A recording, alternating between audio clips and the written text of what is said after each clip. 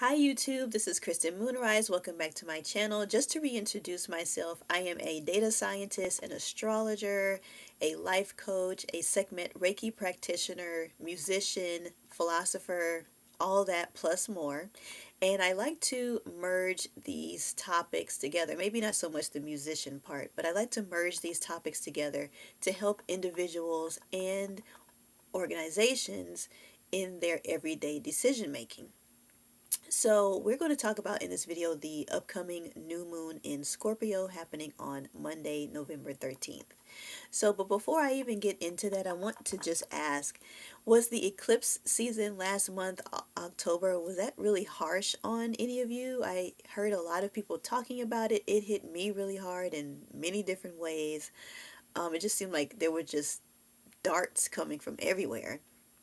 So I personally experienced a lot of repeat patterns, maybe from 2 years ago, but with different people, different situations. Like the situation was the same, but my role in it was the reverse or the other position. So the people were different except for me, but the situation was similar, but I was playing the opposite role. So it was more so like who needed to be healed and who was doing the healing, who, even though they didn't necessarily sign up for doing any healing. So maybe 2 years ago, I was the healee who needed the healing. And maybe in this year, I showed up as the healer to someone else who didn't realize they needed the healing themselves. So it definitely reminds me that we all are playing different roles in each other's lives. And so that is so important to pay attention to the lessons and not fight against those lessons. But it definitely woke me up because it was like a karmic loop that perhaps needed to be closed. Um, and it let me know just how much I've grown over the past 2 years and even longer than that. Because sometimes when you're in the zone of doing your inner work, you don't really know how much progress you've made. So this definitely served as a reminder. So let me know in the comments if, how your eclipse season was, if anything kind of chaotic went on, and how you plan to maybe, um, you know, set a new tone for November, which I hear could be just as crazy, although there aren't any eclipse moons and we're out of eclipse season. So there won't be a meditation at the end of this video, but there is a plan of action and there's lots of questions that I will be asking out loud in this video. So the traits of Scorpio is that Scorpio is a feminine, water, and fixed sign. The energies are that it's imaginative, ambitious, emotional, determined, passionate, and intense. The shadow side of Scorpio is that it can be obstinate, secretive, jealous, resentful, and domineering. And the dominant key word for Scorpio is I desire. So Scorpio is the intense, ambitious, emotional of all of the signs. So if you remember maybe from previous videos, I will always say that there is a part of the body that a particular sign or constellation rules over. And so here, let's see if I can pronounce it correctly. I've got an astrochemical, physiological, and chromatic chart.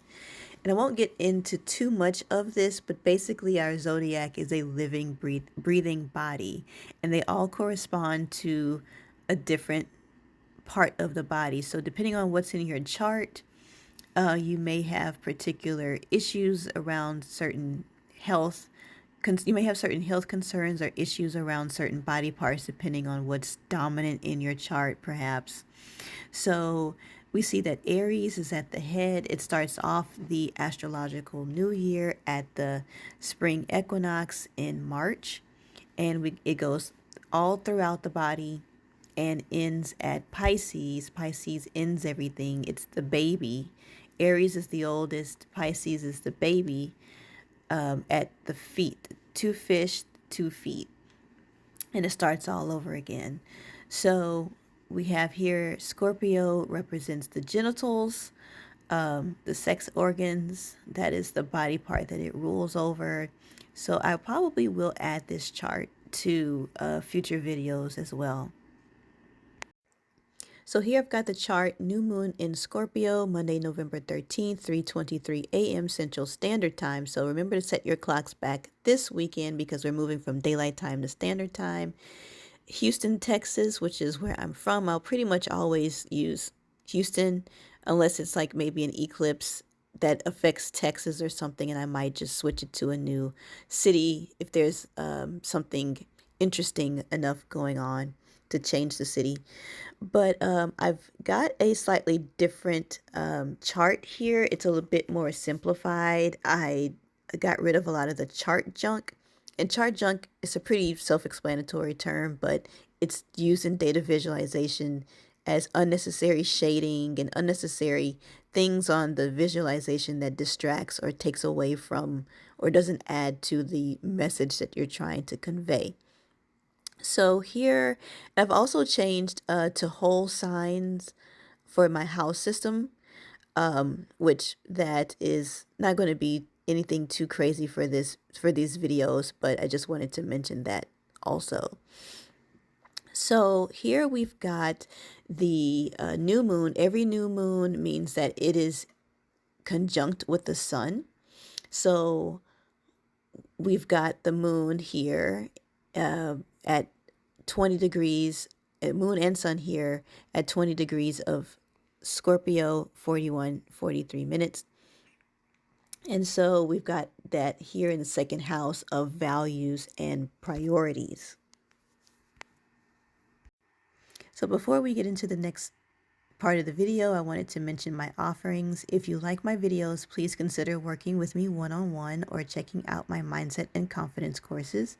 I help you identify and overcome your blocks and step into the new version of yourself. You can find all of this on my website, linked in the description below. Please like, share, comment, and subscribe. So this eclipse season was really powerful, and it eerily revealed to us what we desperately need to change about ourselves and leave behind. Scorpio traits are that it's the sign of the extremes, the extreme ups and downs, lefts and rights, all of that. So it's solidly contradictory based off of insecurity.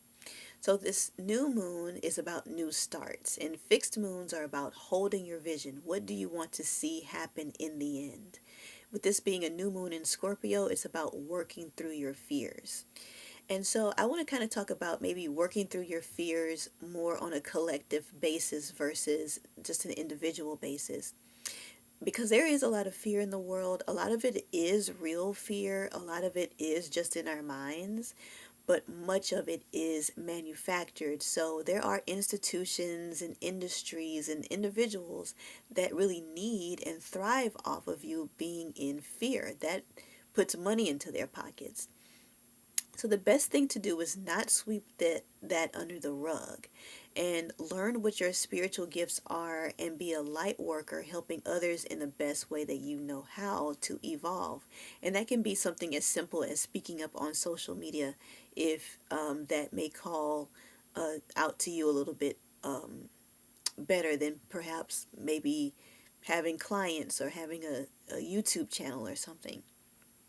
Don't let the chaos of the world deter you from creating the future that you want to see. This is about holding your future, holding your vision.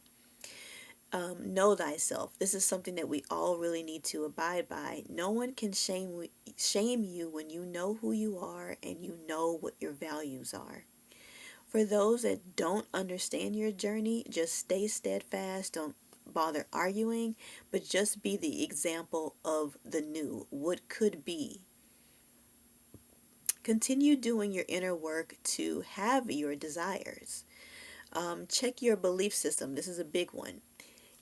Check if your belief system is advising you to stay small and fearful, or ask yourself if it is activating and truly empowering and encouraging you to make change, lasting change into the future, lasting healthy change into the future. So this is no more getting away with not addressing your problems. This also goes for industries, organizations, institutions. A lot of these contradictory things just aren't going to hold up anymore. So no more getting away with not addressing what the problems are. Hold yourself and hold each other accountable. So this means that we have to really educate ourselves on the things that go on in the world, as it affects all of us in some way. So I do have a tarot card here. Let me just make sure it doesn't glare.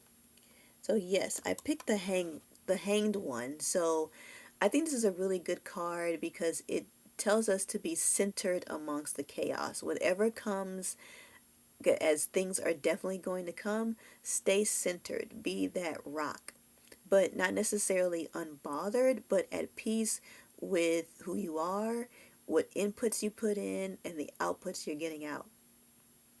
Be bigger and stand taller than your triggers. Have a plan for your peace and stay steadfast. So, talking about having a plan of action, this is really a great time to create a system to hold yourself accountable and get out of fear. You have to have some sort of plan. Be your own engineer. Engineer your self out of fear. So, really, the plan can be something as simple as 3 steps, which is awareness, removing waste or purging, and starting anew. So if you need help with any of this, I do have confidence and mindset courses online, and you can also work with me one-on-one with a life coaching one-on-one session. So, but the main thing is to not bring these old fears into 2024. This is a good time right now to practice this clean energy now as we are winding down on 2023, so you can really start 2024 really being embodied in your values. So that's the end of this video. Please like, share, comment, and subscribe. I hope that this really resonated with you, and I will see you in the next one. Bye.